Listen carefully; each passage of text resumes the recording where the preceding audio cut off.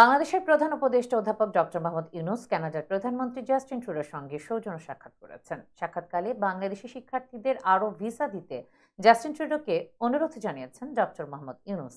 মঙ্গলবার স্থানীয় সময় সকাল 10টার পরে সাক্ষাৎ অনুষ্ঠিত হয়। প্রধান উপদেষ্টার প্রেস উইং থেকে এ তথ্য জানানো হয়। সংক্ষিপ্ত এ বৈঠকে দুই নেতা বাংলাদেশ কানাডার সম্পর্ক আরও সুদৃঢ় করার উপায়, জনসাধারণের স্বাধীনতা আরও বিস্তৃত করা, প্রাতিষ্ঠানিক সংস্কার এবং বাংলাদেশের যুব সমাজকে সহায়তা করার বিষয়ে আলোচনা করেন। এছাড়া অধ্যাপক ইউনূস কানাডার প্রধানমন্ত্রীর হাতে দ্য আর্ট অব ট্রায়াম্ফ নামে একটি শিল্পকলা বই উপহার দেন, যেখানে বাংলাদেশের বিপ্লব চলাকালীন এবং পরবর্তী সময় শিক্ষার্থী ও তরুণদের আঁকা বর্ণিল গ্রাফিতি স্থান পেয়েছে।